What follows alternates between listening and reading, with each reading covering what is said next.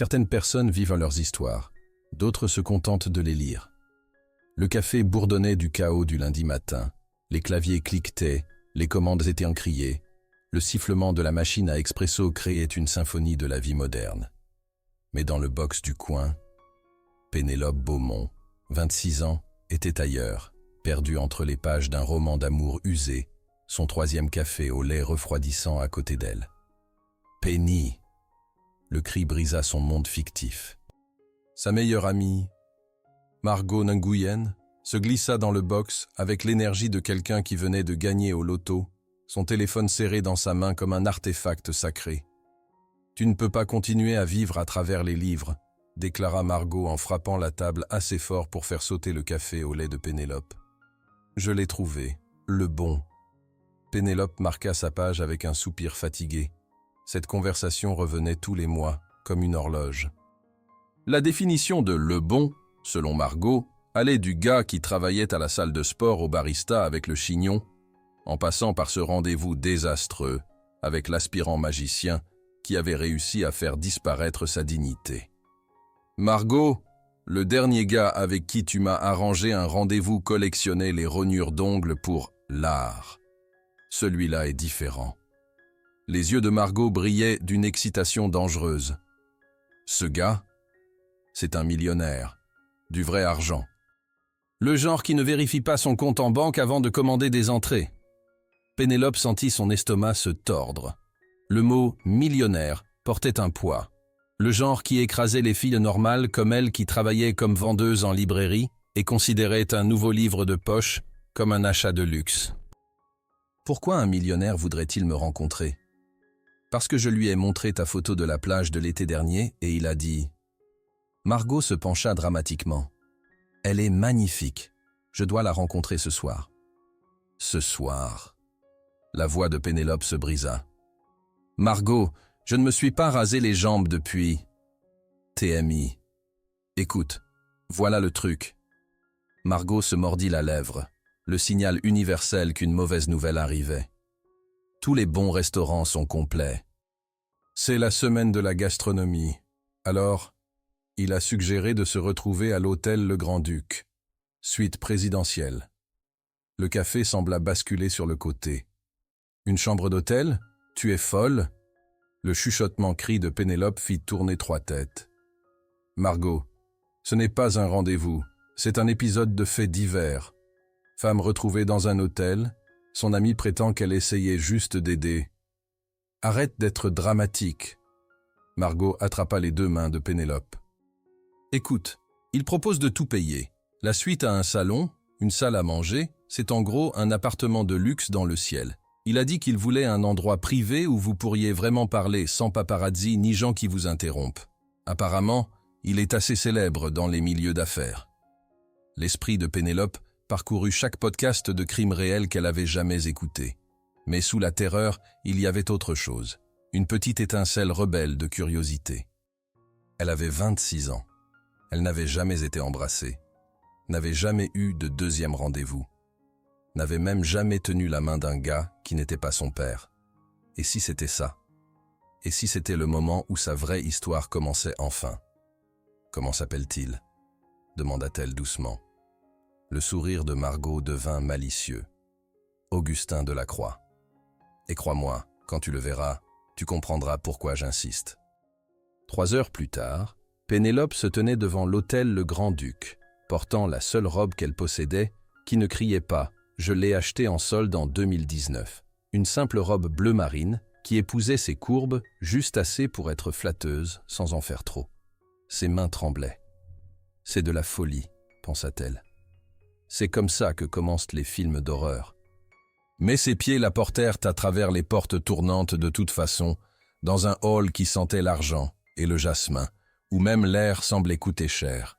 Le concierge lui sourit comme si elle appartenait là, ce qui rendit tout encore pire. « Mademoiselle Beaumont, Monsieur Delacroix vous attend. Étage Pentouze, suite 4200. » Le trajet en ascenseur ressemblait à une ascension vers une autre dimension. Une où les filles comme elle n'existaient pas, où les miroirs étaient trop propres et la moquette trop douce. Quand les portes s'ouvrirent directement dans le vestibule de la suite, Son souffle se coupa. L'espace était énorme, des fenêtres du sol au plafond présentant les lumières de la ville comme des diamants éparpillés, des meubles modernes qui coûtaient probablement plus que sa voiture, et au centre de tout cela, debout près de la fenêtre, avec un verre de quelque chose ambré. Augustin Delacroix. Il se retourna, et l'esprit littéraire de Pénélope se vida. Grand, facilement 1,90 m. Des cheveux sombres balayés en arrière d'une manière qui suggérait qu'il y avait passé les mains plusieurs fois dans la journée. Une mâchoire ciselée qui pouvait couper du verre. Mais c'étaient ses yeux qui arrêtèrent son cœur, gris orage et intense. Le genre d'yeux qui ne vous regardait pas simplement mais voyait à travers chaque mur que vous aviez jamais construit. Il portait un simple pull noir et un jean foncé, réussissant à rendre le décontracté comme une déclaration. Pénélope. Son nom dans sa voix sonnait différemment, significatif. Tu es encore plus belle que ta photo ne le suggérait. La chaleur inonda ses joues. Merci. Tu es... grand. Grande? C'est ce que je choisis de dire?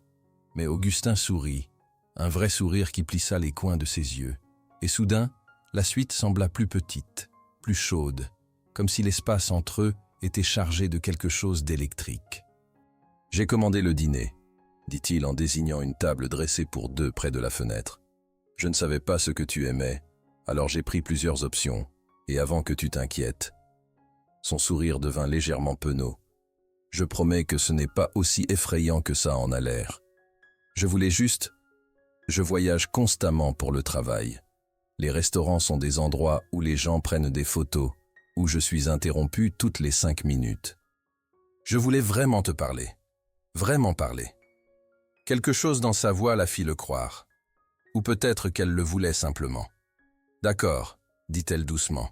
« Parlons. » Ils parlèrent pendant des heures. Augustin lui raconta comment il avait construit son entreprise technologique depuis sa chambre d'université. Comment il avait perdu ses parents jeunes et s'était plongé dans le travail pour éviter le chagrin. Comment il vivait plus dans des hôtels que dans des maisons parce qu'il avait oublié comment rester immobile. Pénélope lui parla de la faillite de la librairie de sa famille quand elle avait 18 ans, de sa lecture de romans d'amour parce que le vrai amour semblait plus sûr entre les pages, d'être l'éternelle 5e roue du carrosse dans son groupe d'amis, la fille qui n'avait jamais été choisie. « Je trouve ça impossible à croire, » dit Augustin, ses yeux gris verrouillés sur les siens, avec une intensité qui faisait picoter sa peau. « Que personne ne t'ait choisi. »« Eh bien, il y a eu Jérémie en 3e, mais il ne m'a demandé d'aller au bal que parce qu'il avait perdu un pari, donc ça ne compte pas vraiment. Jérémie est un idiot. Jérémie est dentiste maintenant. Un dentiste crétin. » Elle rit, vraiment rit, et l'expression d'Augustin s'adoucit d'une manière qui lui fit mal à la poitrine. Les lumières de la ville scintillaient au-delà de la fenêtre. Le vin avait rendu tout plus doux, plus chaud, possible. Quand Augustin se leva et tendit sa main, Pénélope la prit sans réfléchir. Il l'attira près de lui, une main à sa taille, l'autre tenant toujours la sienne. Ils se balancèrent doucement sans musique, juste le rythme tranquille de 2 battements de cœur trouvant leur synchronisation. « Pénélope » murmura-t-il, son souffle chaud contre son front. « Je sais que c'est fou.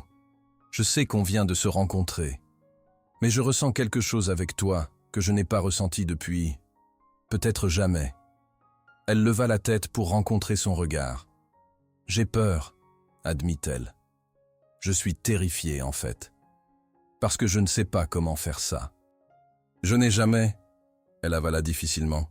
« Je n'ai jamais été embrassée. » L'aveu resta suspendu entre eux comme un défi. Les yeux d'Augustin s'agrandirent légèrement, puis s'adoucirent avec quelque chose qui ressemblait à de l'émerveillement. « Jamais ?» Elle secoua la tête, le visage brûlant. « Alors on fera les choses bien. » Sa main monta pour prendre sa joue en coupe, son pouce traçant sa mâchoire avec une douceur dévastatrice. « Puis-je t'embrasser, Pénélope Beaumont ?» Elle ne put que hocher la tête. Le baiser commença doucement. Une question, une promesse, un bonjour. Ses lèvres étaient chaudes et certaines, se mouvant contre les siennes, avec une patience qui fit faiblir ses genoux. Puis ses mains trouvèrent sa poitrine, son cœur battant sauvagement sous ses paumes, et quelque chose changea. Le baiser s'approfondit, devint quelque chose d'urgent et d'affamé, comme s'ils essayaient tous deux de rattraper le temps perdu. Quand ils se séparèrent enfin, tous deux respirant fort, Augustin pressa son front contre le sien. « Reste, » murmura-t-il.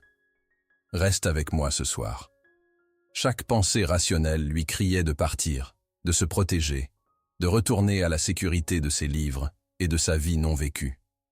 Mais Pénélope avait passé 26 ans à être prudente. « D'accord, » souffla-t-elle.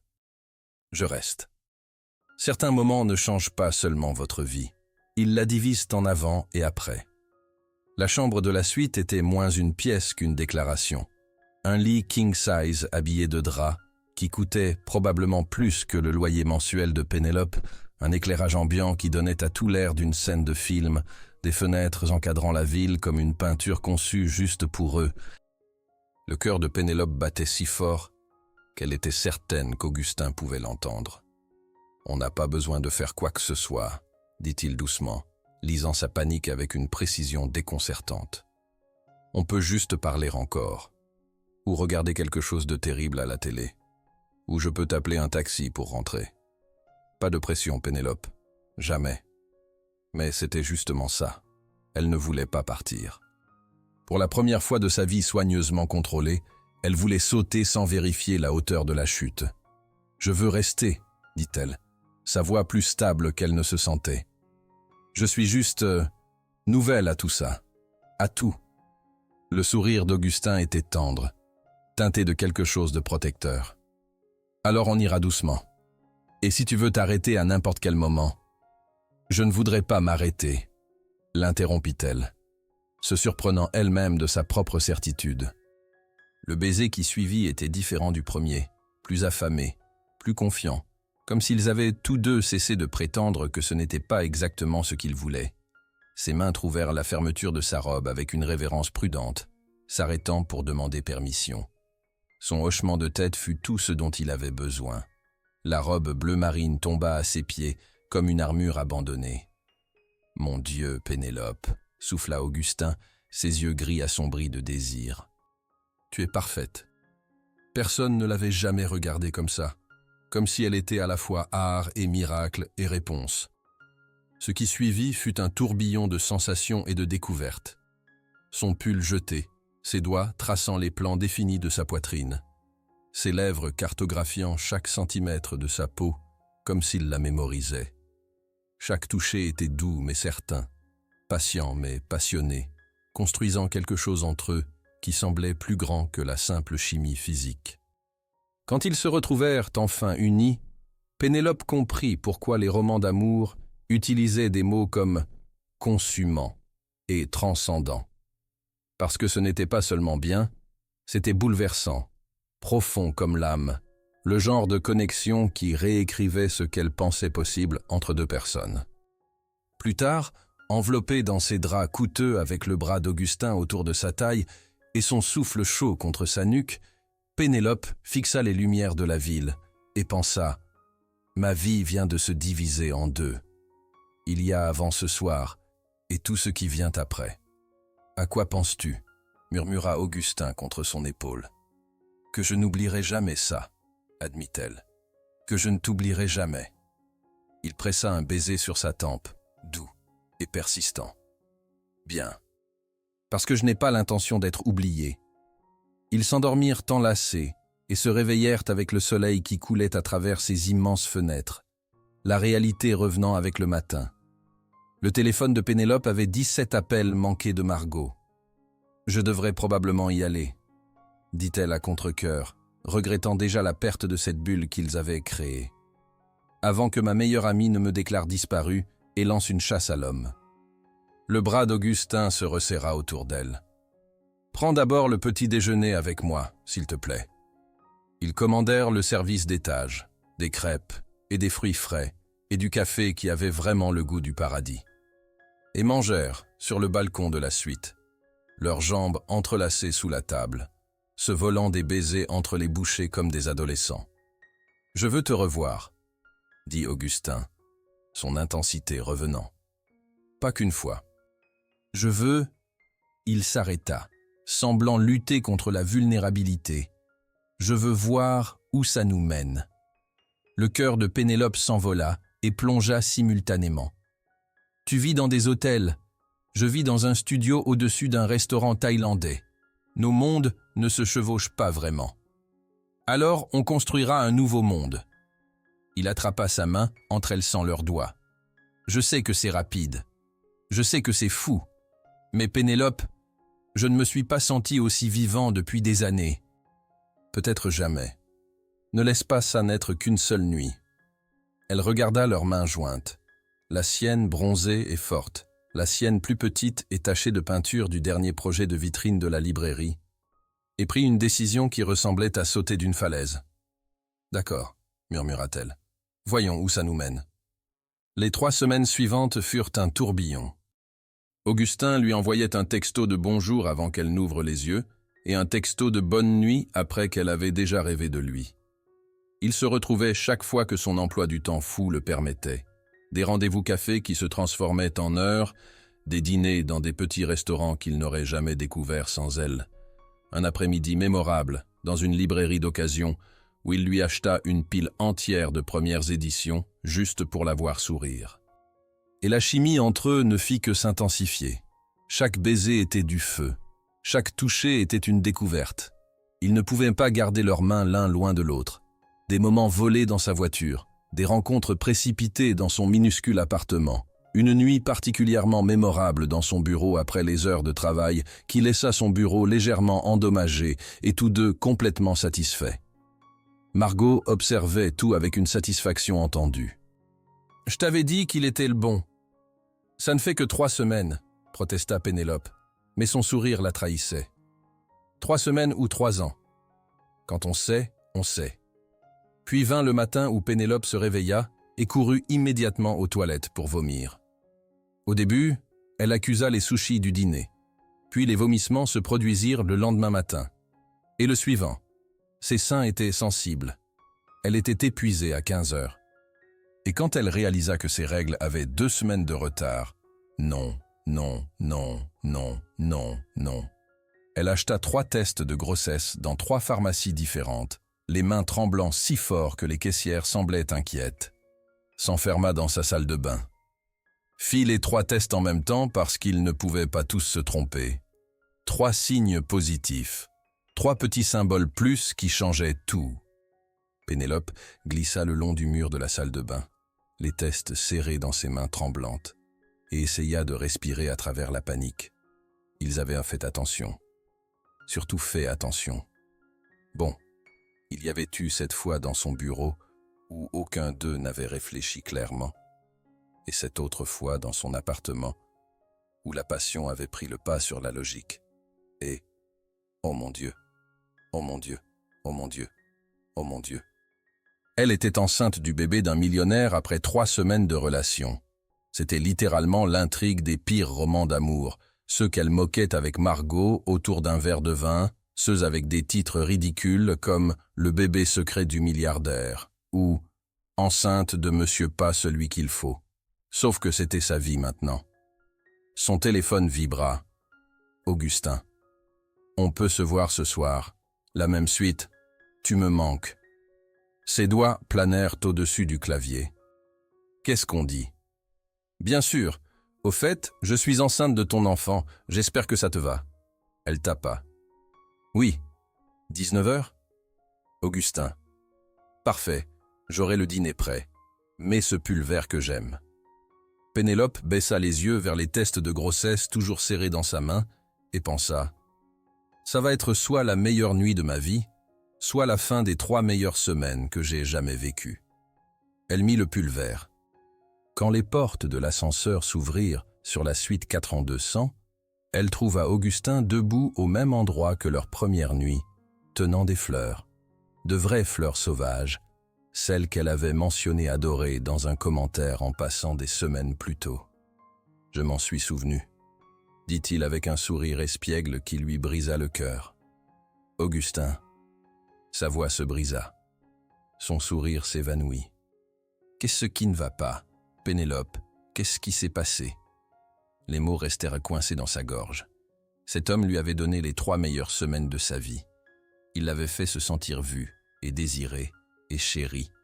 Il avait transformé son existence en noir et blanc en couleurs vives. Et maintenant, elle allait tout gâcher. « Je suis enceinte. » Les mots tombèrent entre eux comme une bombe. Augustin se figea complètement, les fleurs figées dans sa main, ses yeux gris écarquillés de choc. Le silence s'étira si longtemps que Pénélope voulut mourir, voulut remonter le temps, voulut reprendre les mots et prétendre que ça n'arrivait pas. Puis il lâcha les fleurs et sourit. Pas un sourire poli, pas un sourire forcé. Mais le plus grand, le plus authentique, le plus beau sourire qu'elle ait jamais vu, le genre qui transformait tout son visage, qui le faisait paraître 10 ans plus jeune, qui rayonnait de joie pure et non compliquée. « Redis-le », souffla-t-il. « Je suis enceinte ? Tu es enceinte. » Il le dit comme une prière, comme un miracle, comme la réponse à une question qu'il se posait depuis toujours. Puis il bougea, traversant l'espace entre eux en 3 longues enjambées, la prenant dans ses bras avec une intensité douce. « Pénélope, tu es enceinte de notre bébé. Tu n'es pas en colère. » Sa voix était étouffée contre sa poitrine. Il recula juste assez pour prendre son visage en coupe dans ses mains, ses yeux gris brillant de quelque chose qui ressemblait étrangement à des larmes. « En colère ? Pénélope, j'ai 34 ans. J'ai construit des entreprises et gagné des millions et voyagé dans le monde entier. J'ai tout fait sauf trouver quelque chose, quelqu'un, pour qui construire une vraie vie. » Il pressa son front contre le sien, ses mots suivants sortant bruts et honnêtes. « J'ai toujours voulu être père. Toujours. Mais je n'ai jamais trouvé la bonne personne. Jamais trouvé quelqu'un qui me donnait envie d'arrêter de bouger assez longtemps pour construire quelque chose de permanent. » Son pouce traça sa pommette avec une tendresse dévastatrice. « Et puis tu es entré dans cette suite il y a 3 semaines et tout s'est mis en place. Comme si toute ma vie m'avait mené à ce moment. À toi. Augustin, je t'aime. » Les mots jaillirent, comme s'il les avait retenus pendant des semaines.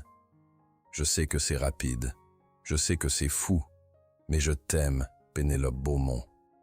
J'aime comment tu te perds dans les livres, j'aime comment tu renifles quand tu ris trop fort, j'aime que tu m'aies fait découvrir des tacos à 4 € qui ont meilleur goût que n'importe quel repas étoilé au Michelin. Je t'aime, et le fait que tu portes notre bébé ?» Sa voix se brisa. « Ce n'est pas un problème. C'est tout ce que j'ai jamais voulu. » Des larmes coulèrent sur les joues de Pénélope, alors qu'Augustin tombait à genoux devant elle, ses mains douces sur son ventre encore plat. « Épouse-moi, » dit-il, levant les yeux vers elle avec ses yeux gris orage qui avaient changé sa vie. « Épouse-moi, Pénélope. Pas à cause du bébé, à cause de nous. Parce que je veux me réveiller à côté de toi chaque matin. Parce que je veux entendre parler de ta journée et te tenir quand tu es triste et célébrer chaque petite victoire. Parce qu'il y a 3 semaines, j'existais juste, et maintenant je vis enfin. Tu es sérieux, murmura-t-elle. Je n'ai jamais été plus sérieux de toute ma vie. Il se leva, tirant une petite boîte de velours de sa poche. L'avait-il portée sur lui? Avait-il prévu ça? Et l'ouvrit pour révéler une bague qui lui coupa le souffle. Simple, élégante, avec une pierre qui captait la lumière comme de la lumière d'étoiles capturée. « Alors qu'est-ce que tu en dis, Pénélope Beaumont ?» Sa voix était douce, vulnérable, pleine d'espoir. « Veux-tu m'épouser? Veux-tu me laisser passer le reste de ma vie à t'aimer toi et notre bébé, et tout le beau chaos qui vient ensuite ?» Pénélope regarda cet homme intense, accompli, gardé qui avait ouvert son cœur complètement pour elle, et réalisa que parfois, les meilleures histoires n'étaient pas celles qu'on lisait. Parfois, c'était celles qu'on vivait. « Oui, » souffla-t-elle. « Oui, Augustin Delacroix, je t'épouse. » Le baiser qui suivit avait le goût des larmes et du rire et de la promesse. Le genre de baiser qui scellait non seulement des fiançailles, mais tout un avenir ensemble. Quand ils se séparèrent enfin, Augustin glissa la bague à son doigt avec des mains tremblantes, puis la tira contre lui et la tint comme si elle était un trésor précieux. « Notre bébé », murmura-t-il contre ses cheveux, l'émerveillement dans sa voix. On va avoir un bébé. On va avoir un bébé, répéta Pénélope. Et pour la première fois depuis qu'elle avait vu ses tests positifs, elle ressentit de la joie au lieu de la peur. Parce qu'elle ne faisait pas ça seule. Elle le faisait avec lui. L'amour ne se résume pas aux grands moments. Il s'agit de se choisir l'un l'autre dans tous les petits aussi. La bague de fiançailles semblait étrangère aux doigts de Pénélope, comme porter un petit soleil qui captait chaque rayon de lumière et le renvoyait au décuple. Elle n'arrêtait pas de la fixer pendant son service à la librairie, manquant de faire tomber une pile de livres cartonnés 2 fois parce qu'elle était trop occupée à regarder le diamant scintiller. « Tu vas te trahir !» chuchota Sainte Geneviève Morel, sa collègue et la propriétaire de la librairie, 70 ans, qui avait regardé Pénélope grandir entre ses rayons. « Tu as cette lueur. Soit tu es amoureuse, soit tu as découvert le secret de l'immortalité. » Peut-être les deux. Pénélope sourit, incapable de se contenir plus longtemps. Elle montra la bague à Geneviève. Les mains ridées de Geneviève volèrent à sa bouche. « Pénélope Beaumont, c'est de cet homme que tu vois en cachette, celui qui te fait sourire à ton téléphone comme une adolescente. Il s'appelle Augustin, et... » Pénélope prit une grande inspiration. « On va se marier, et je suis enceinte. » Geneviève la serra dans ses bras, une étreinte qui sentait les vieux livres et le parfum à la lavande. « Oh ma chérie, c'est merveilleux, terrifiant et merveilleux. Les meilleures choses le sont généralement. »« J'ai une peur bleue, » admit Pénélope. « Il y a 3 semaines, j'étais la fille qui n'avait jamais été embrassée. Maintenant, je suis fiancée à un millionnaire et je fais grandir un être humain. C'est comme si j'avais sauté tous les chapitres normaux et atterri directement à l'épilogue. La vie ne suit pas une table des matières, ma chérie. » Geneviève serra sa main. « Parfois, les meilleures histoires sont celles qui nous surprennent. » Planifier un mariage tout en gérant les nausées matinales s'avéra être sa propre forme de torture. Augustin voulait tout lui donner, la grande salle de réception, la robe de créateur, la wedding planner de célébrités qui avait fait 3 mariages royaux et une cérémonie pour les stars. Mais chaque fois qu'il visitait des lieux, Pénélope se sentait submergée par la grandeur, par les photographes tapis dans les buissons, par la réalité qu'elle était sur le point d'épouser quelqu'un dont la vie était constamment documentée. « Et si on faisait quelque chose de plus petit ?» suggéra-t-elle un soir, avachie sur le canapé du penthouse d'Augustin, la tête sur ses genoux, ses doigts passant dans ses cheveux. « Juste les amis proches et la famille ? Si c'est ce que tu veux, on se mariera dans une bibliothèque avec 10 personnes et des plats chinois à emporter, » dit Augustin immédiatement. « Je me fiche du mariage. C'est le couple marié qui m'importe. » Mais Pénélope vit le scintillement de quelque chose dans ses yeux. La responsabilité, peut-être, ou l'attente publique. Augustin Delacroix était une figure publique, qu'il le veuille ou non. Ses fiançailles seraient une nouvelle. Son mariage serait photographié. « Non, » dit-elle doucement, se redressant pour lui faire face. « Tu as travaillé dur pour ce que tu as construit. Si avoir un mariage public fait partie de ça, alors on le fera bien. J'ai juste... » Elle se mordit la lèvre. « J'ai juste besoin que tu me tiennes la main à travers tout ça. » Augustin l'attira près de lui, pressant un baiser sur son front. « Je te tiendrai la main à travers tout. C'est le contrat que tu as signé. » Je ne me souviens pas d'avoir signé quoi que ce soit. C'était dans les petits caractères de la demande. Augustin Delacroix s'engage à tenir la main de sa fiancée à travers tous les événements de la vie, y compris mais sans s'y limiter. Les nausées matinales, la planification du mariage, les envies bizarres de grossesse et l'explication aux proches de pourquoi ils se sont enfuis à Las Vegas si elle change d'avis sur le grand mariage. Pénélope rit malgré elle. On ne va pas s'enfuir à Las Vegas. L'offre tient toujours si tu la veux. Ils trouvèrent un compromis. Une belle cérémonie à l'hôtel Le Grand-Duc, là où tout avait commencé, avec 200 invités, mais assez intime pour être personnel. Pénélope choisit une wedding planner nommée Rosalie Santos, une femme sans détour dans la cinquantaine qui jeta un coup d'œil à l'expression submergée de Pénélope et dit « Ma belle, j'ai planifié des mariages pour des gens qui voulaient des colombes lâchées pendant les vœux et des sculptures de glace de leurs animaux de compagnie. Tu veux élégant et simple ? C'est mes vacances. » Le shopping de robes, cependant, fut du chaos pur.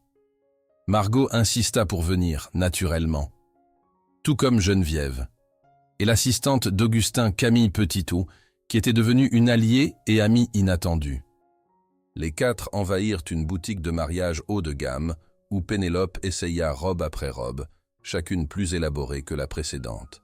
« C'est trop », n'arrêtait-elle pas de dire. « C'est trop ». Puis la conseillère apporta une robe plus simple, de la soie ivoire qui épousait doucement ses courbes naissantes, avant de couler en une traîne élégante, avec de la dentelle délicate aux épaules. Pas de cristaux, pas d'embellissement excessif. Juste une beauté pure et intemporelle. Pénélope se regarda dans le miroir et fondit en larmes. « Les hormones ?» demanda Margot avec précaution. « Elle est parfaite !» sanglota Pénélope. « J'ai l'air d'une mariée, d'une vraie mariée qui appartient à cette histoire. »« Parce que tu appartiens à cette histoire, » dit Geneviève fermement, tamponnant ses propres yeux. « Tu as toujours mérité une histoire d'amour aussi belle, ma chérie. Tu devais juste attendre le bon auteur. » La grossesse avançait en parallèle de la planification du mariage. Une danse étrange, merveilleuse et terrifiante de rendez-vous médicaux et de dégustation de gâteaux, d'échographie et de sélection de fleurs. Augustin venait à chaque rendez-vous, peu importe quelle réunion de conseil il devait reporter ou quel vol il devait changer. La première fois qu'ils entendirent le battement de cœur, un battement rapide comme des ailes de colibri, il serra la main de Pénélope si fort qu'elle perdit la circulation, ses yeux brillants de larmes contenues. « C'est notre bébé », murmura-t-il, la voix épaisse d'émotion. « C'est notre enfant, Pénélope. » Docteur, Élise Bernard, leur obstétricienne, leur sourit avec la chaleur de quelqu'un qui avait vu 1000 couples, mais croyait encore en la magie. Tout est parfait. Bon battement de cœur, bon développement. Voulez-vous connaître le sexe ? Ils se regardèrent. « Pas encore, » dit Pénélope. « Je veux que ce soit une surprise. » Une surprise ce sera. Docteur Bernard imprima des photos d'échographie, les leur tendant comme des cadeaux précieux. On se revoit dans 4 semaines. Dehors devant la clinique, Augustin fixa les images granuleuses en noir et blanc, comme si elles contenaient les secrets de l'univers. « On a fait ça, » dit-il, l'émerveillement saturant chaque mot. « On a fait une personne entière.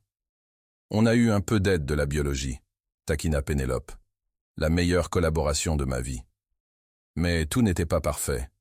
2 mois avant le mariage, un tabloïd publia des photos d'eux sortant du cabinet médical avec un titre qui glaça le sang de Pénélope.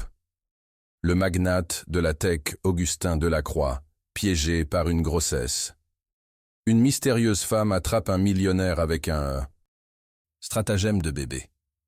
Elle l'apprit quand son téléphone explosa de textos d'amis et de famille, quand des inconnus sur les réseaux sociaux commencèrent à commenter ses photos Instagram, la traitant de croqueuse de diamants, et pire. Pénélope s'enferma dans la salle de bain d'Augustin et pleura jusqu'à ne plus pouvoir respirer. Il la trouva là 20 minutes plus tard, ayant quitté précipitamment une réunion au moment où Camille lui avait parlé de l'article. Sans un mot, il s'assit par terre à côté d'elle, la prit dans ses bras et la laissa sangloter contre sa poitrine. « Il pense que je t'ai piégé », hoqueta-t-elle entre les larmes. « Il pense que je suis une moins que rien qui est tombée enceinte exprès pour voler ton argent. »« Eh » Augustin releva son visage, la forçant à croiser son regard. « Écoute-moi. Ces gens ne nous connaissent pas. Ils ne savent pas que tu es la femme qui a pleuré devant une pub pour l'adoption d'animaux. Ils ne savent pas que tu me fais rire jusqu'à en avoir mal au ventre, ou que tu es la personne la plus forte que j'ai jamais rencontrée. Ils voient des titres, pas des êtres humains. Mais et si les gens pensaient toujours ça? Et si notre enfant grandissait en lisant des articles sur la façon dont sa mère était une... Notre enfant, interrompit Augustin fermement, grandira en sachant qu'il était désespérément désiré, que sa mère est brillante et gentille et courageuse, que son père mettrait le monde à feu et à sang avant de laisser quiconque leur faire du mal. Il embrassa son front, doux et persistant. Et quiconque dit le contraire aura affaire à mon équipe juridique. Malgré tout, Pénélope rit à travers ses larmes. Tu ne peux pas poursuivre tous ceux qui sont méchants sur Internet. Regarde-moi essayer. Le lendemain, Augustin tint une conférence de presse, quelque chose qu'il faisait rarement pour des questions personnelles. Mais il se tint devant les caméras et les journalistes avec Pénélope à ses côtés, son bras solidement autour de sa taille, et parla avec l'autorité de quelqu'un qui avait bâti des empires. « Je vais dire ceci une fois », commença-t-il, sa voix portant le poids d'une certitude absolue. « Pénélope Beaumont est l'amour de ma vie. Elle ne m'a pas piégé, n'a pas manigancé pour mon argent, ni ne m'a manipulé de quelque manière que ce soit. Elle est entrée dans ma vie et l'a rendue meilleure de toutes les façons possibles. Nous attendons un enfant parce que nous nous aimons, et nous allons nous marier parce que je suis l'homme le plus chanceux du monde et qu'elle a eu la gentillesse de dire oui. » Il baissa les yeux vers Pénélope, et son expression s'adoucit d'une manière qui fit flasher les caméras frénétiquement. Quiconque suggère le contraire ne sait pas de quoi il parle. Et franchement, leur opinion ne signifie rien comparée à la famille que nous construisons ensemble. Les questions fusèrent après cela, mais Augustin les dévia toutes avec une aisance pratiquée, gardant Pénélope près de lui, protecteur sans être possessif. Plus tard, en regardant la conférence de presse aux informations, Margot envoya un texto. « Cet homme vient de dire au monde entier d'aller se faire voir pour toi. Ça, c'est de la romance. » Et peut-être que ça l'était. Peut-être que la romance n'était pas seulement des dîners aux chandelles et des demandes parfaites. Peut-être que c'était aussi se tenir devant le monde et dire « cette personne compte et je protégerai ce qu'on a ». Les semaines filèrent dans un flou d'essayages finaux et de plans de table, de planification de chambre de bébé et de débats sur les prénoms. Le ventre de Pénélope s'arrondissait et Augustin développa l'habitude de parler à son ventre, racontant à leur enfant à naître sa journée, lisant des journaux économiques avec des voix ridicules, promettant des aventures qu'ils auraient ensemble. « Tu vas être un père merveilleux », dit Pénélope une nuit, le regardant poser sa joue contre son ventre. « J'ai tellement peur de tout gâcher », admit-il doucement. « Mes parents sont morts quand j'avais 12 ans. Je ne me souviens plus vraiment de ce à quoi ressemble une bonne parentalité. » Pénélope passa ses doigts dans ses cheveux. « Tu seras merveilleux parce que tu te soucies d'être merveilleux. Parce que tu es présent. Parce que tu aimes de tout ton cœur. » Il leva les yeux vers elle, la vulnérabilité écrite sur ses traits. « Promets-moi quelque chose. N'importe quoi. Et si jamais je commence à faire passer le travail avant toi et le bébé, si jamais je deviens le genre de père qui n'est jamais là, rappelle-le-moi. Ne me laisse pas disparaître dans le succès et oublier ce qui compte vraiment. Je te le promets. » Elle prit son visage en coupe, ses pouces caressant ses pommettes. « Mais je ne pense pas que ce sera un problème. Tu nous choisis déjà chaque jour. » Le sourire qu'il lui offrit était pur soulagement et amour. « Chaque jour pour le reste de ma vie, » acquiesça-t-il. « C'est le plan. » Une semaine avant le mariage, il finira la chambre de bébé, une pièce lumineuse aux murs jaune pâle, avec des mobiles de nuages flottants, un fauteuil à bascule près de la fenêtre, où Pénélope pouvait déjà imaginer les tétées nocturnes et les berceuses.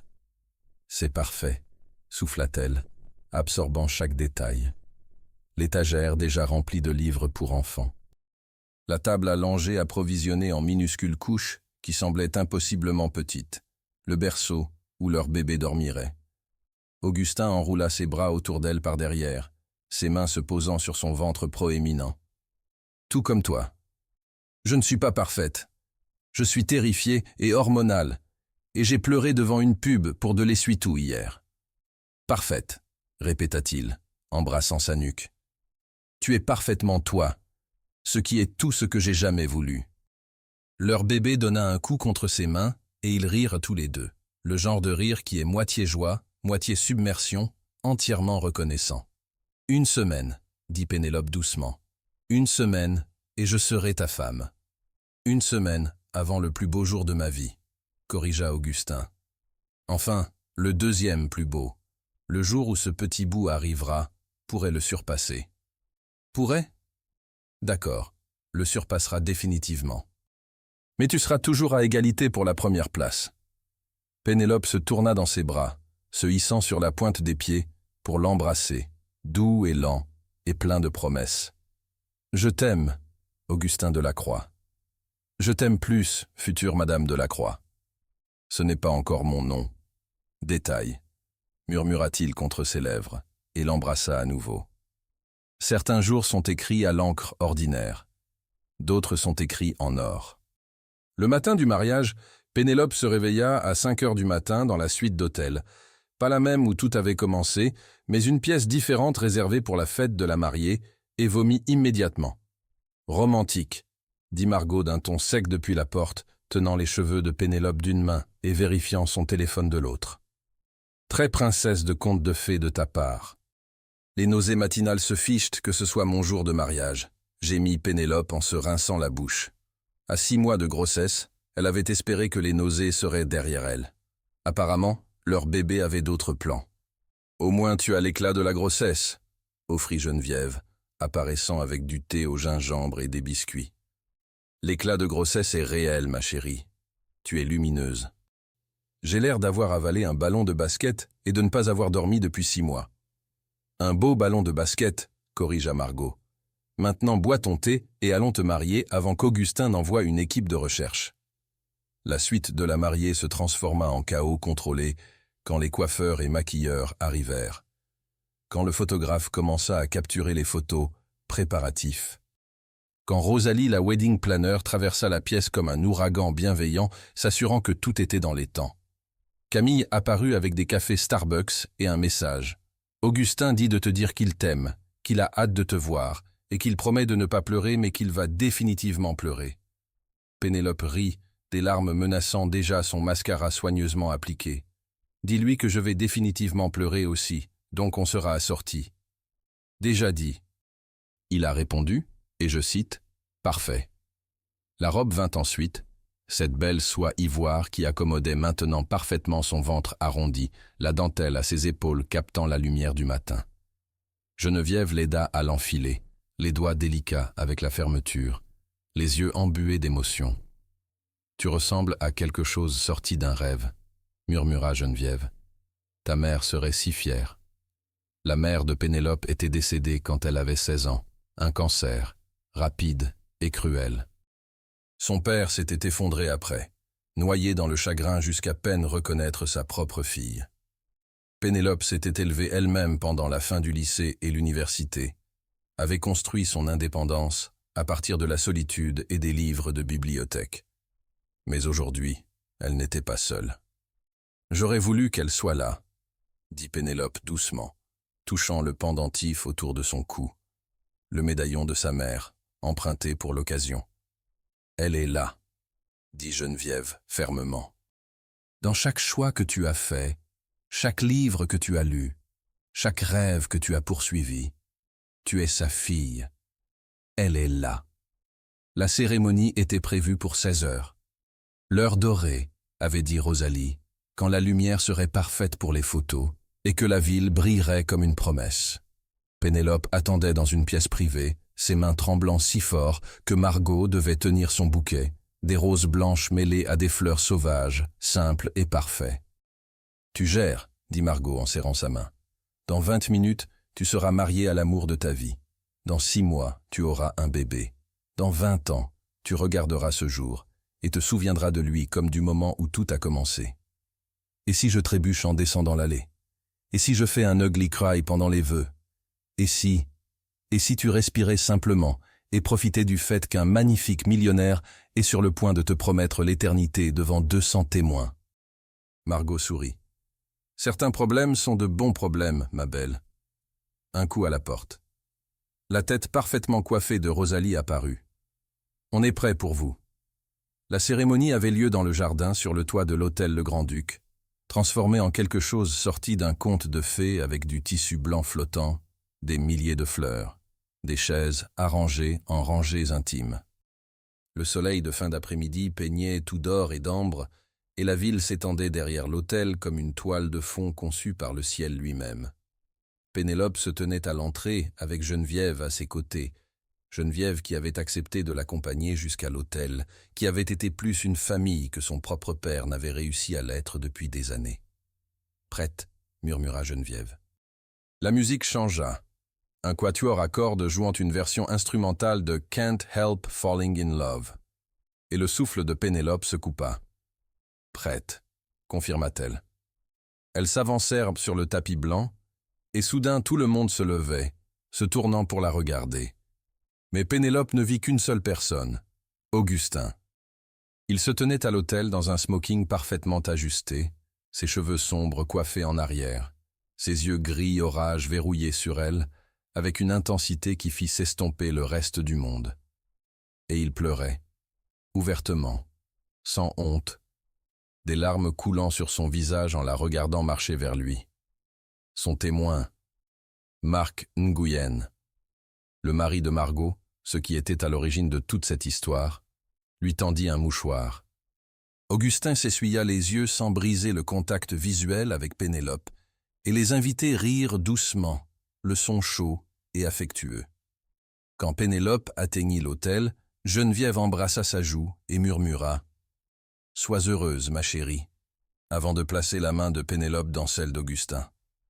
Ses doigts se refermèrent autour des siens, chauds et stables malgré les larmes qui coulaient encore sur son visage. « Tu es magnifique », souffla-t-il, la voix épaisse d'émotion.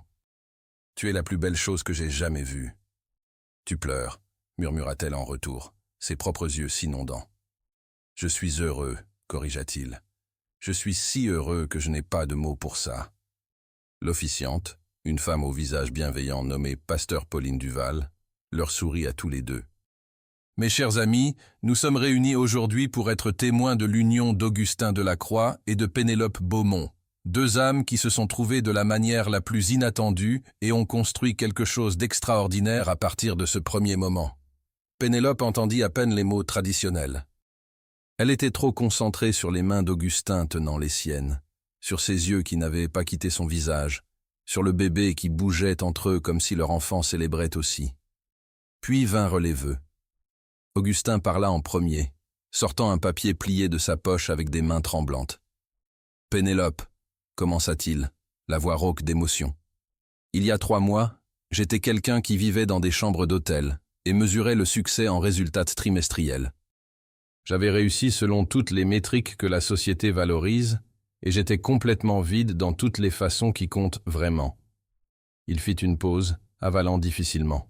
« Puis tu es entré dans cette suite et tout a changé. Tu m'as appris que la maison n'est pas un lieu. C'est une personne. Tu m'as montré que l'amour n'est pas une faiblesse. C'est la chose la plus courageuse qu'on puisse faire. Tu m'as donné un avenir que je ne savais même pas vouloir. Une famille, un but, une raison d'arrêter de courir et de commencer à vivre. » Sa voix se brisa, mais il continua.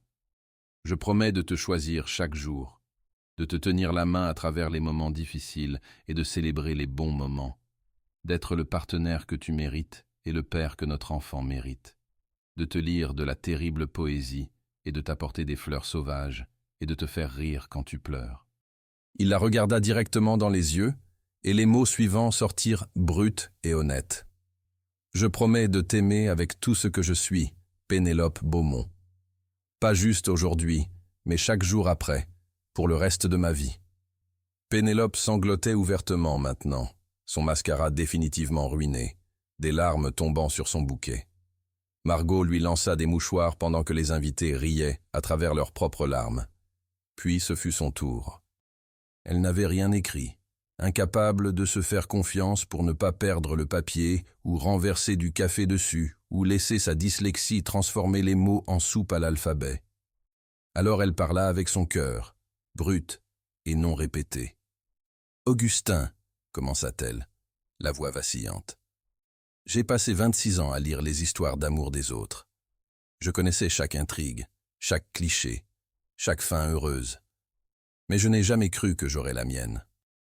Je n'ai jamais cru que quelqu'un me regarderait comme tu le fais, comme si j'étais extraordinaire juste par le fait d'exister. » Elle serra ses mains, puisant de la force dans son toucher. « Tu n'as pas seulement changé ma vie. Tu m'as fait croire que je méritais une vie qui valait la peine d'être changée.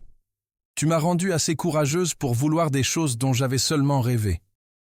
Tu m'as donné un amour qui est meilleur que tout ce que j'ai jamais lu, parce qu'il est réel et il est à nous, et il est désordonné et parfait et effrayant et merveilleux tout à la fois. » Sa voix se brisa, mais elle sourit à travers les larmes.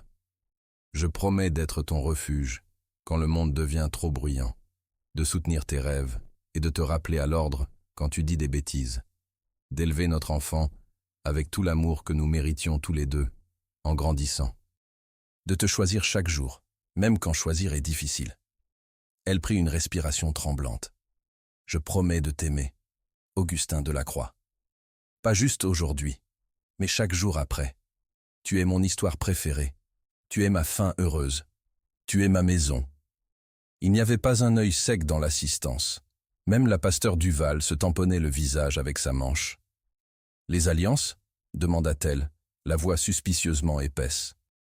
Marc les produisit, de simples anneaux en platine, élégants et intemporels.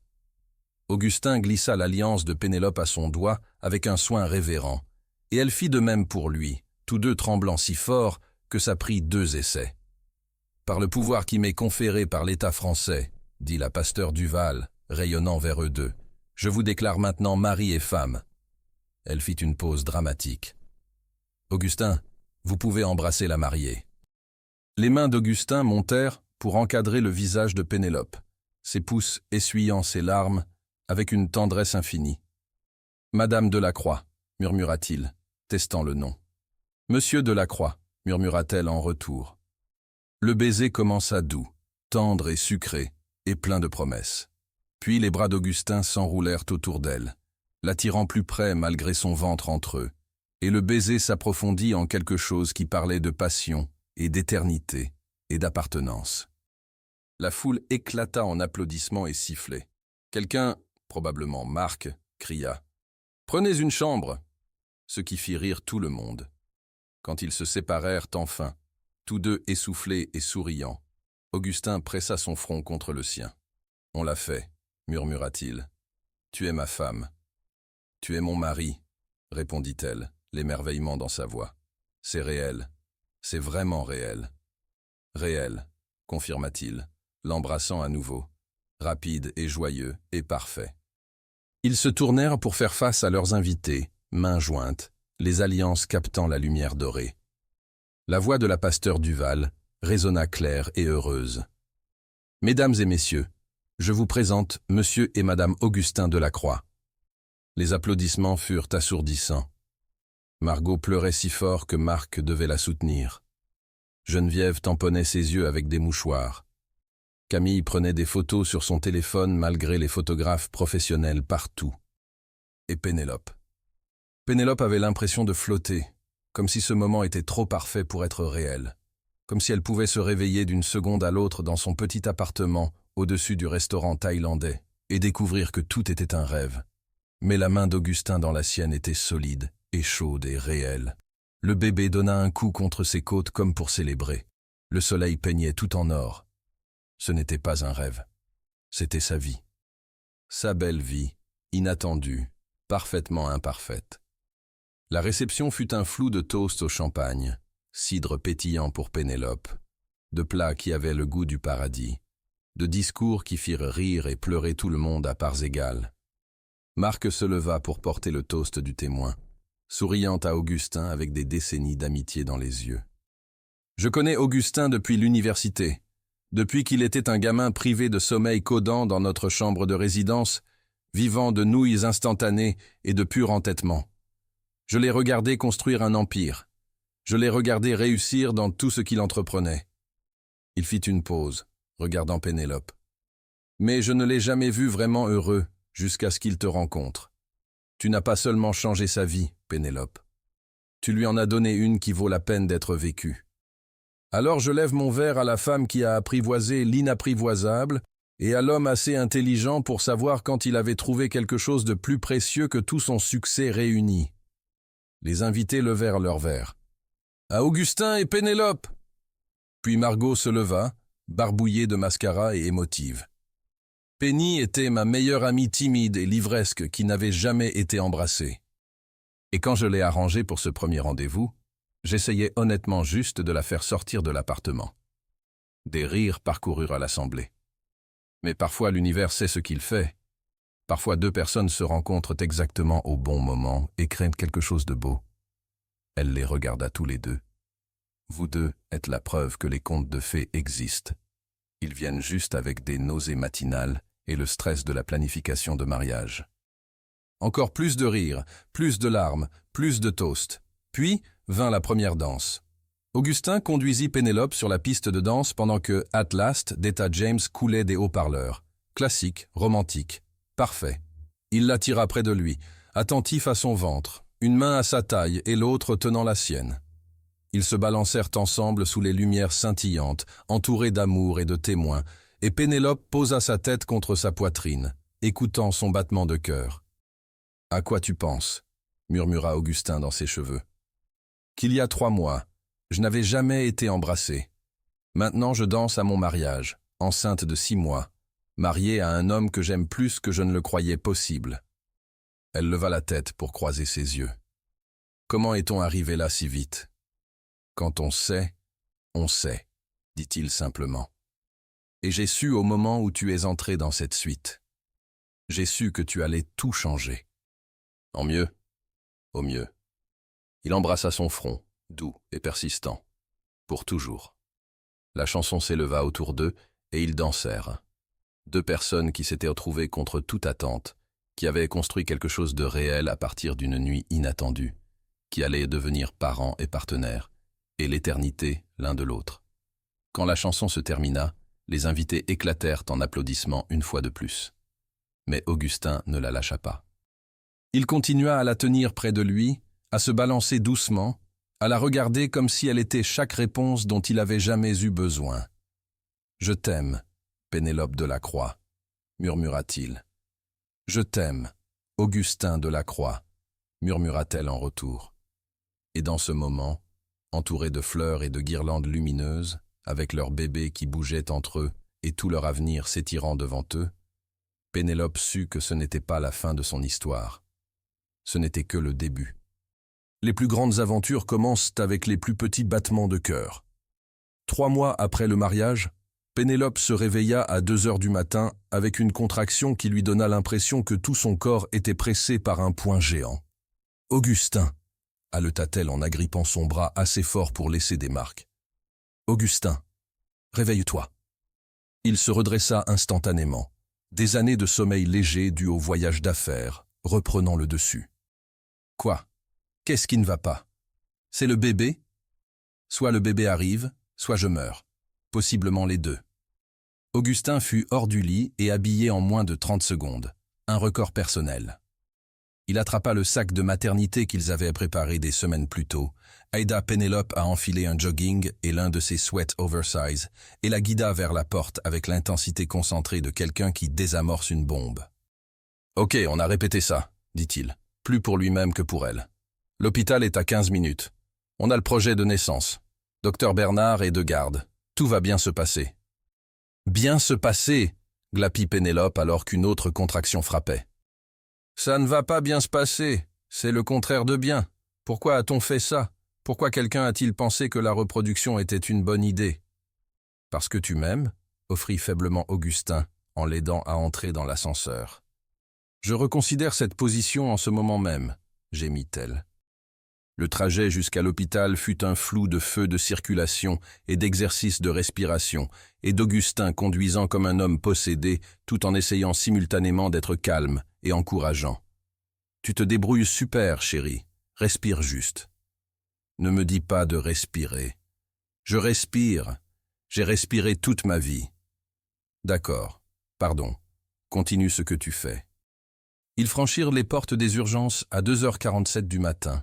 Augustin supportant la majeure partie du poids de Pénélope pendant qu'elle le maudissait, lui, Dieu, et tout le concept de l'accouchement avec une ferveur créative.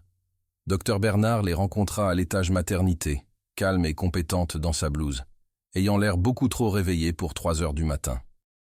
« À quel intervalle sont les contractions ? » « 5 minutes, dit Augustin en vérifiant son téléphone où il les avait chronométrées obsessivement. « Et votre niveau de douleur, Pénélope ? » 11. C'est un 11. Docteur Bernard sourit avec la patience de quelqu'un qui avait entendu cette réponse 1 millier de fois. Installons-nous et voyons où vous en êtes. Il s'avéra que Pénélope était dilatée à 8 cm, presque prête à pousser, ce qui expliquait pourquoi elle avait l'impression d'être déchirée de l'intérieur. « Péridurale » offrit Dr Bernard. « On peut encore… »« Oui, oui, s'il vous plaît, pour l'amour de tout ce qui est sacré, oui. » L'anesthésiste arriva comme un ange de miséricorde, et 20 minutes plus tard, Pénélope était merveilleusement engourdie de la taille jusqu'aux pieds, sa prise mortelle sur la main d'Augustin se relâchant enfin. « Mieux » demanda-t-il prudemment, balayant les cheveux mouillés de son front. « Tellement mieux. J'aime la médecine moderne, j'aime les médicaments, je t'aime à nouveau. » Content d'entendre ça. Il embrassa son front, son soulagement palpable. « Tu es incroyable, Penny. Tellement incroyable. Je suis nul, je ressemble à un monstre des marais, et je crois que j'ai menacé de divorcer au moins 2 fois dans la voiture. 3 fois, en fait. Mais je ne compte pas. » Malgré tout, elle rit. Puis le regretta immédiatement quand une autre contraction frappa, même avec la péridurale qui en atténuait l'intensité. Le travail fut long. Plus long que n'importe quel roman d'amour ne l'avait préparé. Les livres passaient toujours sur cette partie. Les heures d'attente, l'épuisement, la façon dont le temps semblait s'étirer et se comprimer simultanément. Augustin ne quitta jamais son côté. Il lui tint la main à travers chaque contraction, essuya son visage avec des linges frais, lui donna des glaçons à sucer, et lui dit qu'elle était forte et belle, même quand elle savait qu'elle ressemblait à la mort réchauffée. Margot et Marc arrivèrent vers 6 heures du matin, apportant café et soutien moral. Geneviève arriva 1 heure plus tard avec un paquet de soins et des prières. Camille envoya un arrangement de fleurs massif à la chambre d'hôpital avec une carte qui disait « Tu gères, patronne ». À 10h23, Dr Bernard vérifia les progrès de Pénélope et sourit. « On est à 10 cm, c'est l'heure de pousser. » La terreur et l'excitation déferlèrent sur Pénélope à parts égales. « Je ne peux pas faire ça. »« Si, tu peux, » dit Augustin fermement, ses yeux gris verrouillés sur les siens, avec une conviction absolue. « Tu es la personne la plus forte que je connaisse. Tu gères. »« On gère, » corrigea-t-elle en serrant sa main. « On gère, » acquiesça-t-il. Pousser fut à la fois plus facile et plus difficile qu'elle l'avait imaginé. Plus facile parce que la péridurale aidait, parce que Dr Bernard la guidait à travers chaque contraction avec une expertise calme, parce qu'Augustin ne cessait de lui dire comme elle était forte, comme il était fier, combien il l'aimait. Plus difficile parce que c'était épuisant, un épuisement profond, écrasant pour l'âme, qui faisait que chaque poussée ressemblait à gravir une montagne.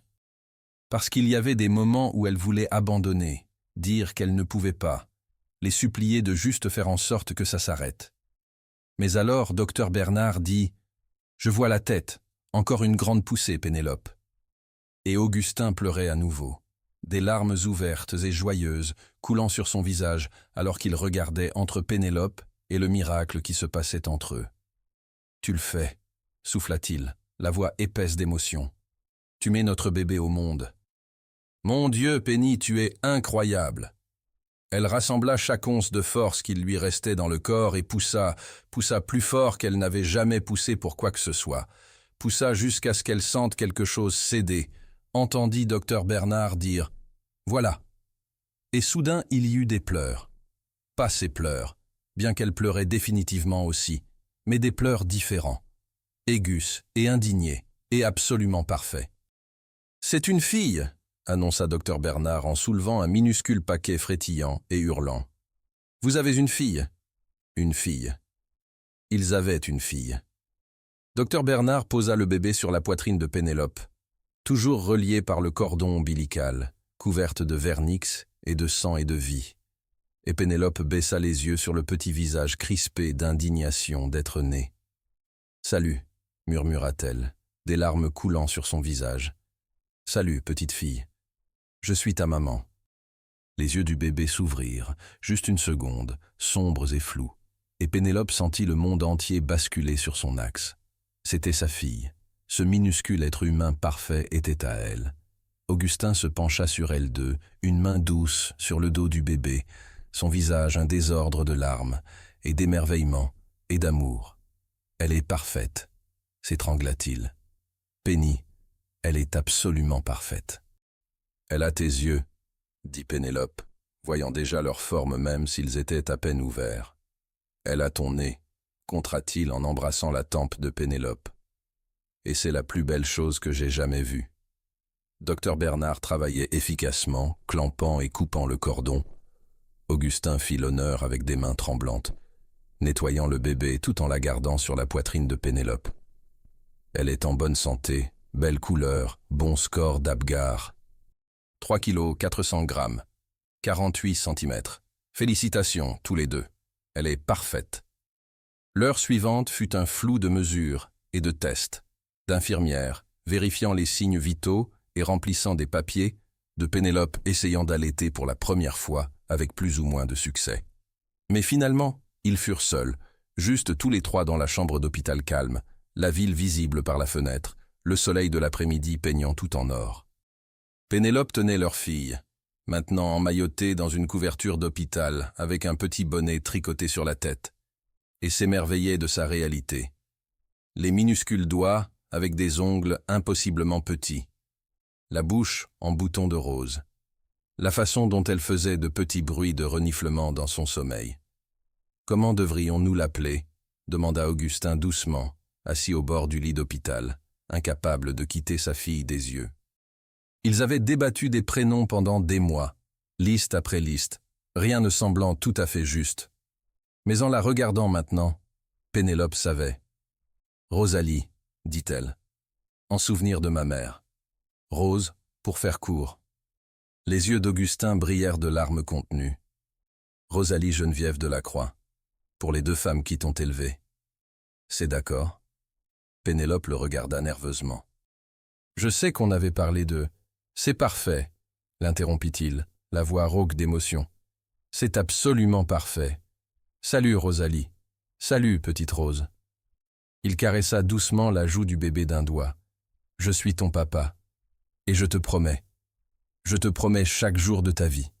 Je vais m'assurer que tu saches combien tu es aimé. » Rose bâilla, un minuscule bâillement dévastateur. Et les deux parents rirent à travers leurs larmes. Margot et Marc furent les premiers visiteurs autorisés à entrer, apportant des ballons et des peluches, et assez d'excitation pour alimenter une petite ville. « Oh mon Dieu !» souffla Margot en regardant Rose avec une admiration révérentielle. « Penny, elle est magnifique, elle est parfaite. Je peux la tenir ?» Pénélope transféra délicatement Rose dans les bras de Margot, regardant sa meilleure amie fondre en larmes immédiatement. « Salut, petite puce !» roucoula Margot. « Je suis ta tata Margot. C'est moi qui ai arrangé le rendez-vous de tes parents, donc en gros tu me dois ton existence.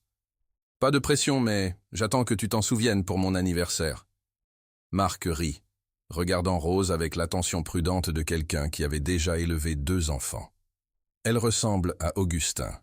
La pauvre a hérité de son menton têtu. « Eh !» protesta Augustin, mais il souriait. Geneviève arriva ensuite, ses mains ridées douces en tenant Rose, des larmes coulant librement sur son visage. « Bienvenue dans le monde, petite. Tu n'as aucune idée de la chance que tu as. Tu as les meilleurs parents, la plus belle histoire d'amour, et toute une communauté prête à te gâter pourri. » Camille envoya un message vidéo qui fit rire tout le monde, elle tenant un body, meilleur bébé patron du monde, et promettant d'apprendre à Rose les acquisitions hostiles et les perturbations de marché, dès qu'elle pourrait marcher. Cette nuit-là, après que tous les visiteurs furent partis et que l'hôpital se fut calmé, Pénélope se réveilla pour trouver Augustin debout, près du berceau de Rose, juste à la regarder dormir. « Je n'arrive pas à m'arrêter de la regarder, » admit-il doucement quand il remarqua que Pénélope était réveillée. « Je continue à penser qu'elle va disparaître, que c'est trop beau pour être réel. »« Elle est réelle, » l'assura Pénélope. « On est réel. Tout ce beau bazar est réel. » Augustin revint au lit, grimpant prudemment à côté de Pénélope, tous deux regardant leur fille dormir dans la douce lueur de la chambre d'hôpital. « Il y a 9 mois, j'étais seul, » dit Augustin doucement. « Je vivais dans des hôtels, je me tuais au travail, pensant que c'était tout ce qu'il y avait. Et maintenant ?» Il fit un geste vers Rose, vers Pénélope, vers la famille qu'ils avaient recréée. « Maintenant j'ai tout. Comment ai-je pu avoir autant de chance ? On a eu de la chance. corrigea Pénélope en entrelaçant ses doigts avec les siens. Tous les deux, contre toute attente, on s'est trouvés. Rose fit un petit bruit grinçant dans son sommeil et ils sourirent tous les deux. « Merci, dit Augustin soudainement en se tournant pour regarder Pénélope avec tout son cœur dans les yeux. Merci d'avoir dit oui à ce premier rendez-vous. Merci de m'avoir donné une chance. Merci pour ça. » Il fit un geste vers Rose. « Pour elle. Pour nous. Pour tout. » Pénélope l'embrassa doucement. « Merci d'être le genre d'homme qui mérite qu'on lui dise oui. De m'aimer comme j'ai toujours rêvé d'être aimé. De me donner une famille. » Ils restèrent assis dans un silence confortable, regardant leur fille dormir, tous deux épuisés et submergés, et plus profondément heureux qu'ils ne l'avaient jamais été. « Et maintenant ?» demanda Pénélope. « Après ce moment parfait, quand on devra rentrer à la maison et comprendre comment être vraiment parent ?» Augustin sourit, embrassant son front. « Maintenant on apprend ensemble. On se trompe et on s'excuse et on réessaye. On l'aime férocement et on la protège toujours. On construit une vie qui est désordonnée et belle, et à nous. » « Ça a l'air parfait, » murmura Pénélope, ses yeux se fermant déjà d'épuisement. « Ça nous ressemble, » acquiesça Augustin. Et alors que Pénélope s'endormait avec son mari à côté d'elle et leur fille respirant doucement dans le berceau, elle pensa à la fille qu'elle était il y a 9 mois, celle qui n'avait jamais été embrassée, qui vivait à travers les livres au lieu de vivre sa vie, qui avait peur de prendre des risques. Cette fille n'aurait jamais cru ce moment possible. Mais cette femme, cette épouse, cette mère, cette preuve vivante que les contes de fées pouvaient se réaliser, elle croyait. Elle croyait aux fins heureuses. Elle croyait en l'amour. Elle croyait au beau miracle inattendu de sa vie. Et ils vécurent heureux pour toujours, non pas parce que la vie était parfaite, mais parce qu'ils se choisissaient l'un l'autre chaque jour. 6 mois après la naissance de Rose, la maison des Delacroix s'était installée dans une belle sorte de chaos. Le penthouse, autrefois une vitrine de design moderne et d'ordre impeccable, arborait maintenant une balancelle pour bébé dans le salon, un tapis d'éveil couvert de jouets colorés près des fenêtres, et au moins 3 tétines cachées dans chaque meuble. La table basse contenait des livres cartonnés au lieu de magazines d'architecture. Le comptoir de la cuisine était perpétuellement empilé de biberons et de lait maternisé et de pots de nourriture pour bébé, et Pénélope n'avait jamais été aussi heureuse. « Bonjour, princesse » roucoula-t-elle en soulevant Rose de 6 mois de son berceau. Rose répondit avec un sourire édenté qui fit fondre le cœur de Pénélope pour la 1000e fois cette semaine. « Tu as bien dormi? Tu as fait de beaux rêves ?» Rose babilla quelque chose qui aurait pu être « maman » ou aurait pu être des bruits de bébé aléatoires, mais Pénélope choisit de croire que c'était intentionnel.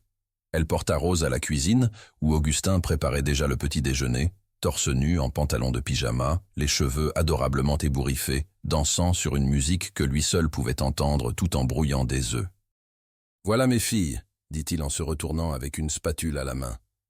Son visage s'illumina comme à chaque fois qu'il les voyait, comme si elles étaient le meilleur moment de sa journée, chaque jour. Rose poussa un cri perçant et tendit les mains vers son père. « Coucou, petite puce !» Augustin la prit des bras de Pénélope, embrassant ses joues potelées pendant qu'elle gloussait. « Tu as laissé maman dormir après 6 heures aujourd'hui? Parce que si oui, tu es officiellement ma personne préférée. » « Elle s'est réveillée à 5h45, dit Pénélope en se servant du café. « Assez proche. Ça compte quand même comme un progrès. » Augustin installa Rose dans sa chaise haute, faisant des grimaces ridicules qui la faisaient rire si fort qu'elle eut le hoquet. « Maman a besoin de dormir pour ne pas m'assassiner à cause des chaussettes que je laisse traîner. »« J'en ai trouvé 4 paires hier, » dit Pénélope d'un ton pointu. « 4, dans des pièces différentes. Je suis un placeur de chaussettes créatif. Ça rend la vie intéressante. Ça me rend homicide. » Mais elle souriait en le disant, et quand Augustin embrassa sa tempe en servant les œufs, elle s'appuya contre lui automatiquement, comme elle le faisait toujours maintenant, comme si la gravité avait changé et qu'il était devenu son centre. La vie avait changé de 1000 petites façons depuis l'arrivée de Rose. Augustin avait restructuré toute son entreprise pour travailler à distance 3 jours par semaine, refusant de manquer les étapes importantes de Rose. Il avait refusé un accord d'acquisition massif à Singapour, parce que ça aurait signifié 2 semaines loin de sa famille. Il avait choqué tout son conseil d'administration en disant « Rien, et je dis bien rien, n'est plus important que d'être présent pour ma fille et ma femme. » Pénélope était retournée travailler à temps partiel à la librairie, mais elle écrivait surtout maintenant des articles freelance sur la parentalité et le mariage, et se trouvait soi-même quand on a passé toute sa vie perdue. Ces articles avaient gagné un public, et un agent littéraire l'avait contacté pour un contrat de livre. « Écris ton histoire », avait dit l'agent. La fille qui n'a jamais cru en sa propre fin heureuse, qui a trouvé l'amour quand elle ne le cherchait pas, qui a construit une famille à partir d'une nuit inattendue. Les gens ont besoin de cet espoir. Alors Pénélope écrivait, tôt le matin avant que Rose ne se réveille, pendant des moments volés pendant la sieste, tard le soir quand Augustin prenait le relais de la routine du coucher. Elle écrivait sur la peur et le courage, sur choisir l'amour même quand il vous terrifiait, sur la réalité désordonnée et belle de construire une vie avec quelqu'un. Et lentement, page après page, son histoire prenait forme. Un samedi après-midi, toute la bande se réunit au Penthouse pour ce qui était devenu une tradition mensuelle, le dîner de famille. Margot et Marc arrivèrent avec leurs 2 enfants, qui exigèrent immédiatement de tenir bébé Rose, malgré le fait que Rose était maintenant plus grande et plus remuante qu'ils ne s'en souvenaient. Geneviève vint avec sa fameuse tarte aux pommes et approximativement 7000 histoires sur les clients de la librairie. Camille se présenta avec du vin cher et une tenue de créateur pour bébé qui coûtait plus que la première voiture de Pénélope. « Quoi ? Elle a besoin d'avoir l'air bien pour les réunions du conseil. »« Elle a 6 mois, » rit Pénélope. « Jamais trop tôt pour établir une présence professionnelle. » L'appartement se remplit de rires et de chaos, des enfants qui couraient partout, des adultes qui parlaient tous en même temps, Rose passant de personne en personne comme le ballon de football, le plus aimé du monde. À un moment, Pénélope se tint dans l'encadrement de la porte de la cuisine, regardant tout. Augustin par terre jouant avec les enfants, Margot et Marc se disputant pour savoir s'ils devaient laisser leur aîné avoir un hamster, Geneviève et Camille en pleine conversation sur le féminisme et l'éthique des affaires, et fut submergée par la gratitude. C'était sa famille. Pas celle dans laquelle elle était née. Son père avait envoyé une carte quand Rose était née, mais n'avait pas rendu visite, toujours trop enterré dans son propre chagrin pour être présent pour elle. Mais cette famille choisie, cette collection de gens qui l'avaient soutenue à travers tout, qui avaient célébré sa joie et l'avaient tenue à travers ses peurs. C'était à quoi l'amour ressemblait. Désordonné et bruyant, et imparfait, et absolument parfait. Après que tout le monde fut parti et que Rose fut enfin endormie, un petit miracle vu l'excitation de la journée, Pénélope et Augustin s'effondrèrent sur le canapé ensemble, épuisés mais contents. « J'aime notre vie », dit Augustin doucement, en attirant Pénélope contre sa poitrine. « J'aime le chaos et le bruit et rentrer à la maison avec des jouets partout. J'aime que notre fille ait tout un village de gens qui l'adorent. J'aime que tu écrives à nouveau. J'aime tout. »« Même les 4 paires de chaussettes que je n'arrête pas de trouver ?» taquina Pénélope. « Surtout celle-là. C'est ma signature. » Elle rit, levant la tête pour l'embrasser. Ça commença doux et gentil.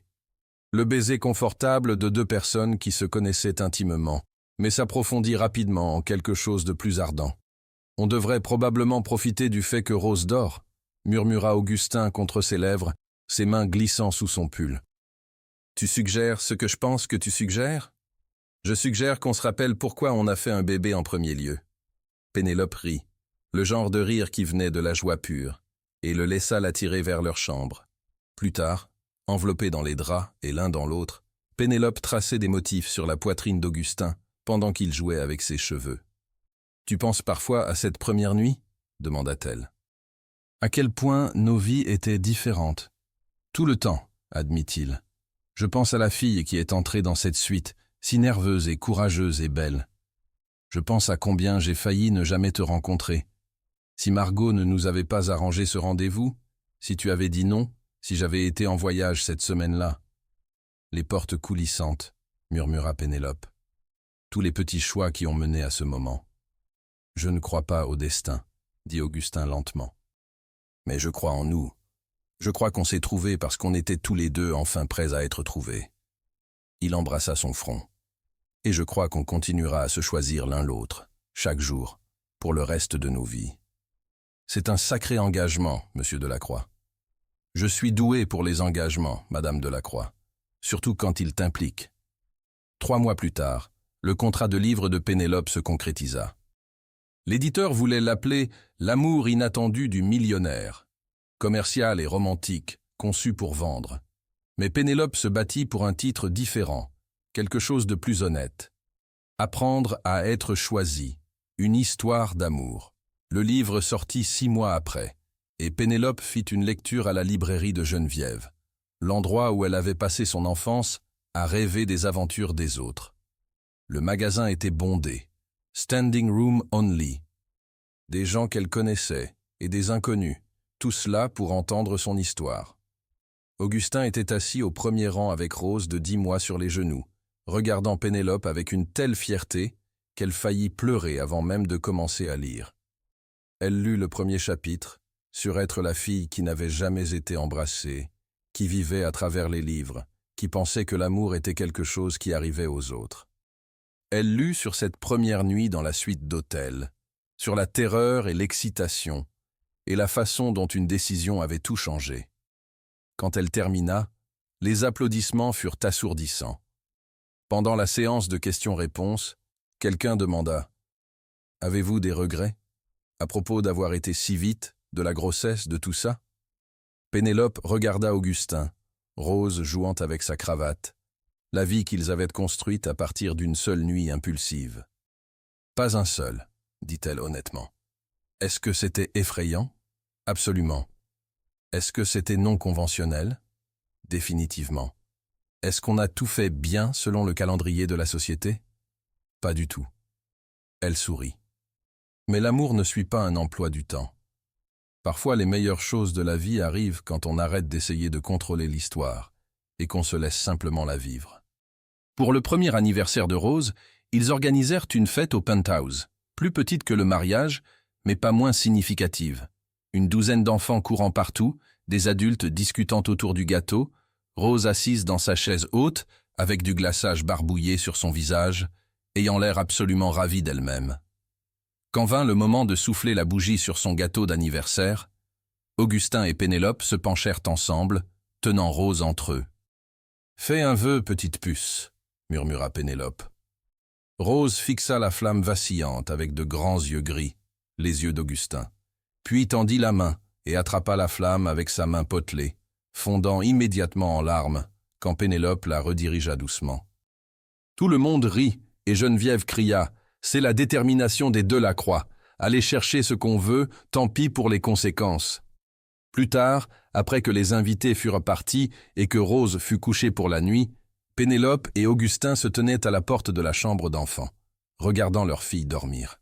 « Tu arrives à croire que ça fait déjà 1 an ?» demanda Pénélope doucement. « 1 an depuis qu'elle est venue au monde et a tout chamboulé ? La meilleure année de ma vie, » dit Augustin immédiatement. « Enfin, la deuxième meilleure. L'année où je t'ai rencontré tient toujours la première place. » C'était la même année, beau parleur. Alors c'est une égalité. Il enroula ses bras autour de sa taille, posant son menton sur son épaule. Il y a 2 ans, je ne savais même pas que tu existais. Maintenant, je ne peux plus imaginer exister sans toi. Pénélope s'appuya contre lui, regardant la poitrine de Rose monter et descendre à chaque petit souffle. « Tu penses qu'on en aura d'autres ?» demanda-t-elle. « D'autres enfants ? Tu en veux d'autres ? Peut-être. Un jour. Quand je serai prête à survivre à la grossesse et à l'accouchement à nouveau. » Elle se tourna dans ses bras pour lui faire face. « Mais pour l'instant, je suis heureuse avec notre petite famille de 3. »« Moi aussi, » acquiesça Augustin en l'embrassant doucement. « Même si je me réserve le droit de revisiter cette conversation quand Rose sera assez grande pour supplier d'avoir un frère ou une sœur. Marché conclu. » 5 ans plus tard, Pénélope se tenait dans la même librairie où elle avait travaillé autrefois, faisant une lecture pour son 3e livre, un roman cette fois, de la fiction inspirée de la réalité, sur les secondes chances et le choix du courage. Le magasin s'était agrandi grâce à un généreux don anonyme. Tout le monde savait que c'était Augustin, mais Geneviève maintenait un déni plausible. Il y avait maintenant une section enfants avec un coin lecture, un bar à café et un petit espace événementiel. Rose était assise en tailleur au premier rang à 6 ans, serrant le lapin en peluche qu'elle avait depuis la naissance, ses boucles brunes, les cheveux de Pénélope, la couleur d'Augustin, rebondissant alors qu'elle écoutait attentivement sa mère lire. À côté d'elle était assis Henri Delacroix, 2 ans, nommé d'après le père d'Augustin, qui s'intéressait plus à son camion jouet qu'à la lecture, mais levait parfois les yeux pour vérifier que sa maman était toujours là. Augustin gérait les 2 enfants avec l'aisance d'un père expérimenté, chuchotant à Henri quand il devenait trop bruyant, tressant les cheveux de Rose quand elle le demandait, regardant Pénélope comme si elle avait accroché la lune. Après la lecture, Rose courut vers l'estrade improvisée, sa dent de devant manquante visible dans son énorme sourire. « Maman, tu étais trop bien. Tout le monde a applaudi. Tu as aimé l'histoire, mon bébé ?»« J'ai aimé la partie avec la princesse qui s'est sauvée toute seule, » déclara Rose. « Et qui a aussi sauvé le prince. C'est comme toi et papa, pas vrai ?» Le cœur de Pénélope se gonfla. « Oui, mon bébé, c'est comme moi et papa. On s'est sauvés l'un l'autre. » Ce soir-là, après que les 2 enfants furent enfin endormis, un processus qui prenait significativement plus de temps avec 2, Pénélope et Augustin s'assirent sur leur balcon avec du vin et les lumières de la ville étendues devant eux comme des joyaux éparpillés. « Tu te souviens quand tout ça était nouveau ?» demanda Pénélope en désignant la vue. « Quand j'étais terrifiée de venir à ce premier rendez-vous. Quand je pensais que ce monde était trop grand pour quelqu'un comme moi. Tu n'as jamais été trop petite pour ce monde, » dit Augustin fermement. « Le monde attendait juste que tu réalises à quel point tu es extraordinaire. » Beau parleur. 10 heures de vérité. Il l'attira près de lui, embrassant sa tempe. « Tu sais ce que j'ai réalisé aujourd'hui? En te regardant lire, en regardant nos enfants écouter tes mots, en voyant la vie qu'on a construite. Quoi? Cette nuit dans la suite d'hôtel, quand tu es entrée, effrayée et belle et courageuse, ce n'était pas le début de notre histoire d'amour. » Il la regarda avec ses yeux gris orage qui faisaient encore battre son cœur plus vite. C'était le début de notre toujours. Et chaque jour depuis a été une autre page de la plus belle histoire dont j'ai jamais fait partie. Les yeux de Pénélope se remplirent de larmes.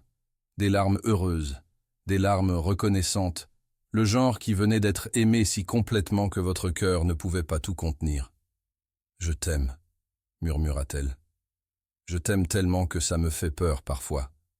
Comme si autant de bonheur ne pouvait pas être réel. »« C'est réel ?» l'assura Augustin, en essuyant ses larmes avec des pouces doux. « On est réel. Cette famille, cette vie, cet amour, tout est réel. Et c'est à nous. » Il l'embrassa alors, doux et tendre et plein de promesses. Le genre de baiser qui disait « Je te choisis » et « Merci de m'avoir choisi » et « Continuons à nous choisir » jusqu'à ce qu'on soit vieux et gris et que nos enfants aient des enfants. Quand ils se séparèrent, Pénélope posa son front contre le sien, tous 2 souriants. « Et maintenant ?»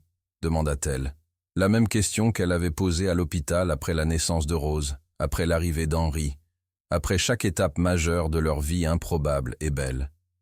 La réponse d'Augustin était toujours la même. Maintenant, on continue à vivre, on continue à aimer, on continue à construire ce beau bazar de vie ensemble. Il serra sa main. On apprend à nos enfants à être courageux et gentils. On écrit plus de livres et on conclut plus d'affaires, et on se dispute sur le rangement des chaussettes. On a des bons jours et des jours difficiles, et tout ce qu'il y a entre. Ça a l'air parfait, murmura Pénélope. Ça nous ressemble, acquiesça Augustin. Et alors qu'ils restaient assis ensemble sous les étoiles, avec leurs enfants dormant en sécurité à l'intérieur et tout leur avenir s'étirant devant eux, Pénélope pensa à la fille qu'elle avait été, celle qui lisait des histoires d'amour au lieu de les vivre, qui pensait que le bonheur était quelque chose qui arrivait aux autres. Cette fille avait eu tort. Le bonheur n'était pas quelque chose qu'on attendait, c'était quelque chose qu'on choisissait. Quelque chose qu'on construisait, pièce par pièce, moment par moment, avec la personne qui vous rendait assez courageux pour essayer, Et Pénélope avait si bien choisi. Elle avait choisi le courage plutôt que le confort. Elle avait choisi le risque plutôt que la sécurité. Elle avait choisi Augustin, encore et encore, de 1000 petites façons qui s'additionnaient pour devenir une vie entière. « Hé !» dit Augustin doucement, interrompant ses pensées. « À quoi tu penses ?» Pénélope sourit, le genre de sourire qui venait d'un contentement profond, au niveau des os. « Je pense aux fins heureuses, » dit-elle. « Comment elles ne sont pas vraiment des fins du tout, ce sont juste de nouveaux commencements habillés en tenue de fête. » « Ça va aller dans ton prochain livre ?»« Probablement. » Elle l'embrassa à nouveau, doux et persistant. « Ou peut-être que je vais juste le vivre à la place. »« Encore mieux, » murmura Augustin contre ses lèvres. Et c'est ce qu'ils firent. Ils vécurent leur fin heureuse, qui était vraiment juste leur heureux quotidien, enfilés comme des perles sur un collier, chacune précieuse et imparfaite, et exactement comme il fallait. Parce que c'était ça l'amour, en fin de compte. Pas la demande en mariage de contes de fées, ou le mariage parfait, ou même le miracle des enfants. C'était se choisir l'un l'autre, chaque jour, à travers le bon et le difficile, et le banal et le magique. C'était construire une vie qui était uniquement la leur, désordonnée et belle, et pleine de rire et d'amour et d'espoir. C'était être assez courageux pour dire oui à une nuit inattendue, et puis dire oui encore et encore, jusqu'à ce que tous ces oui s'additionnent pour devenir l'éternité. Et ils vécurent heureux pour toujours, non pas parce que leur histoire s'est terminée, mais parce qu'elle ne finirait jamais. Fin.